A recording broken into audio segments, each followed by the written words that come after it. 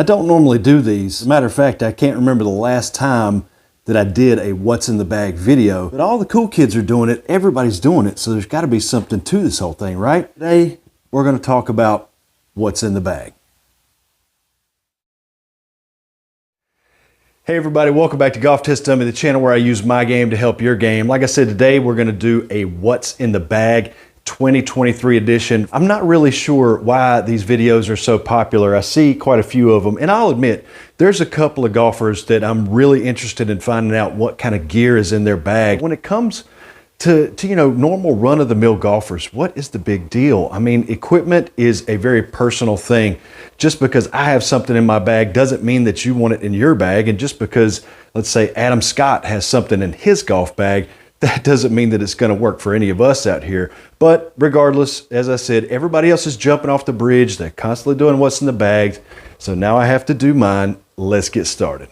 Now I feel like this gets overlooked in a lot of the what's in the bag videos. So to start out my what's in the bag 2023 edition video, I'm going to talk about something that's actually in the title, the bag. This is the Big Max Dry Light Hybrid 14-way stand bag. Super lightweight, 100% waterproof. I'll tell you a quick little story. And by the way, I am now an ambassador for Big Max golf bags here in America. Thank you very much to them. I hope you go show them some love. If you support me and the channel, I hope you'll help support the people that help support me and the channel. So anyway, a little quick story. I was shopping on Amazon looking for a new golf bag because mine's getting a little long in the tooth. I actually had this bag in my shopping cart, and I let things sit in there for probably a week or two while I mull them over. And if at the end of 2 weeks I feel like, yep, I still want that item, then I'll pull the trigger on it. And I had this very golf bag sitting in that cart during that 2-week period on Amazon when Big Max reached out to me and said, hey, we'd like to bring you on as an ambassador. And I'm like, sold. I was already going to buy your products anyway, so it was really perfect. I love this bag. It's fantastic. Starting at the bottom of the bag, I've had a lot of people ask me about my putter. I made a recent putting video where I was out on the green working a little stuff and kind of giving some pointers from my perspective, and people were asking me about this very putter. I chose this from Golf Galaxy. It's actually the first brand new putter that I've ever purchased, and the reason is that I tried all of the putters there that day, and this one just almost seemed to send the ball on autopilot. It's very well balanced in the shaft. The face itself is balanced and always sits facing up. I absolutely love that. There's a counterbalance in the grip. It's longer than standard. This is a pretty long grip if you take a look at it. I think, don't quote me on this, but I think this is a 39-inch shaft, but this is the Ping Sigma 2 Valor putter, and you can kind of see on the bottom some custom engraving. I have a friend who has a laser etching machine, but this is a very well balanced putter. I absolutely love it, and like I said, as long as you don't get in the way of the putting stroke, this thing's automatic. All right, moving on from that, we get into the wedges. Now my sand wedge and my lob wedge are actually a matched set of the Cleveland CBX wedges. These are cavity back wedges, so they're a little more forgiving, but don't let them fool you. They very much have a great feel and a great touch. They're versatile. They've got a, kind of that V grind on the sole. So if I need to lay it open, I can lay it open. There's the back side, the cavity back. I believe these are the original CBX. These are not the CBX 2s or the new RTX that they have out now. But the 60 degree is 10 degrees of bounce and the 54 is 12 degrees of bounce. And then next we get into my approach wedge, which actually begins the set of irons for me. The Srixon 765. It is just an awesome feeling wedge. It's just fantastic. The great thing about this set is that they have the steel fiber shafts, which is a graphite and steel hybrid, and they are in the stiff flex, as you can see there. And I've got the Golf Pride Tour Velvet +4 grips in these with double tape. So they're kind of halfway in between a standard grip and a more jumbo type grip. It's a built up mid-size grip. Pitching wedge, the 9-iron and the 8-iron in this set are the Srixon ZX7 irons. All right. So there's the pitching wedge, and I've got pitching wedge 9 and 8 that match. Again, same shaft, same grip in those. These irons are fantastic. The ZX7 it's got a little bit less help to it. It does have a little bit of a cavity back, so it's got an element of forgiveness, but they're still very much players' irons. And then the 7 through 5 actually are the ZX5. These have a little bit of an assistance. I don't know if you can see into this or not. It's almost a little bit hollow behind that little badge. But the cavity in these is a little bit more aggressive, and it's got a little bit thicker sole on it. So the 5, 6, 7, those sort of mid irons, they give you a little bit more of an assist, but they're still forged, still players irons. I believe Shane Lowry, if I'm not mistaken, on tour uses irons a lot like this. I'm not exactly sure that he has the exact same model, but it's pretty close. And then we get into something in my bag that's really, I don't know if it's going to stay in my bag. Me and this one, we haven't really been getting along, but this is the, let's see if I can zoom in. It's a 4 iron, 23 degrees. It is forged. It's a hollow body construction. It's a ZX utility iron. Me and this club, we have not really been able to see eye to eye as of yet. I haven't given up on it. I rarely pull it out of the bag to try and use it. I feel like it could be a great tool if I could learn how to get good solid contact and flight with it, but I haven't as of yet. So it's not 100% in the bag. Then we move up to the 3 hybrid. And this club I've had for quite a while. You can see it's a little bit knackered.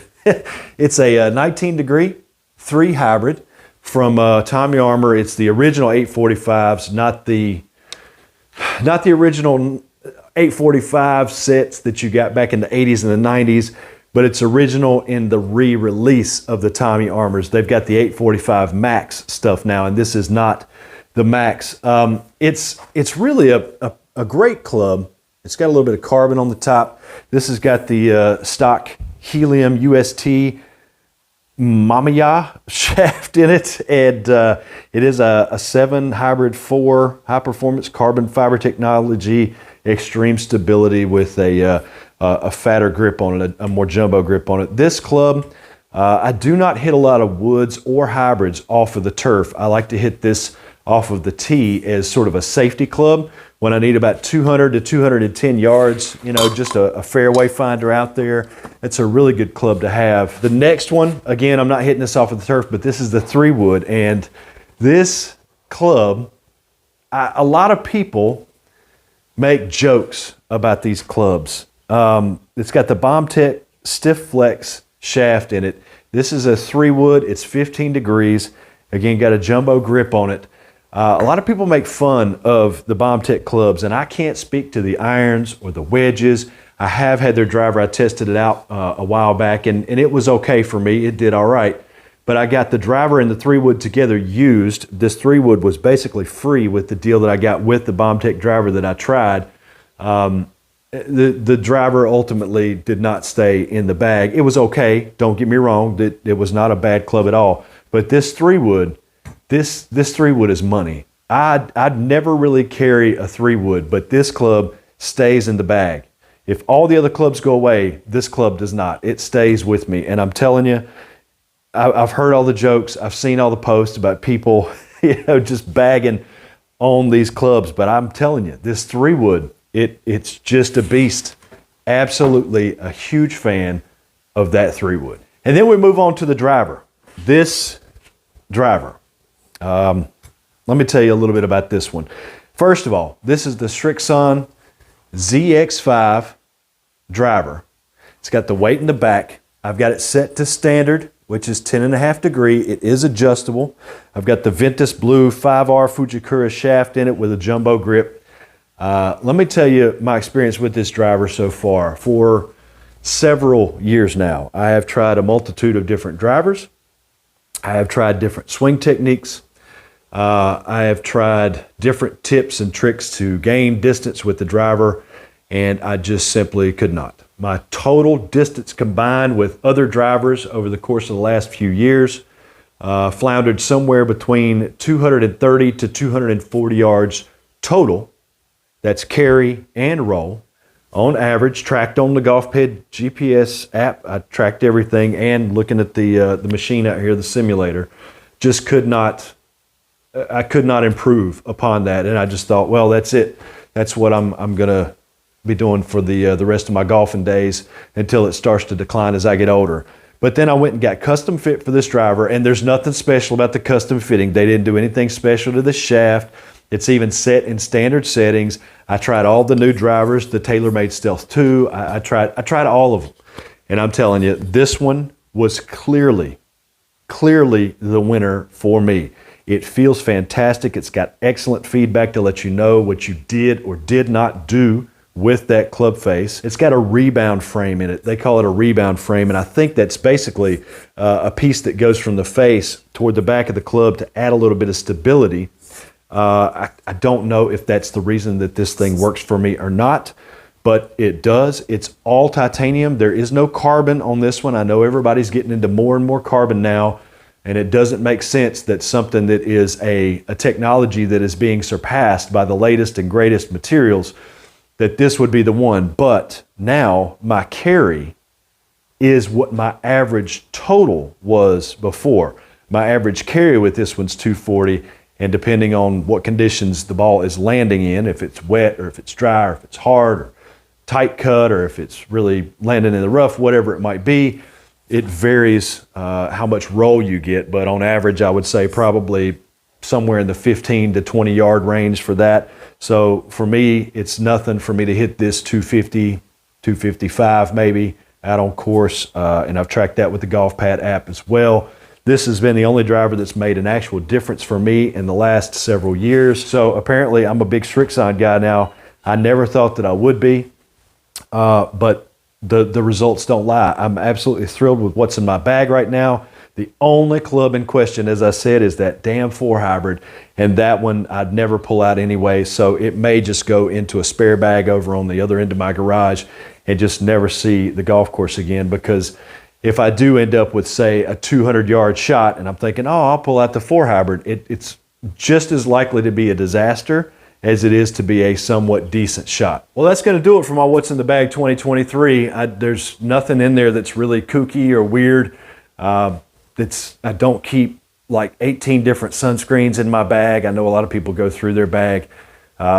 Different balls. I play different balls. I'm trying other things. Still, my favorite ball is the MaxFly Tour golf ball. Absolutely love it. It's the best golf ball, but I am trying other golf balls right now to see how they get along with what I'm doing. But that's still the best golf ball, so you'll find those in my bag. But I don't have like chapsticks and 3-month-old granola bars or anything like that in there. I'm sorry about that. Hopefully you guys enjoyed this. See you in the next video.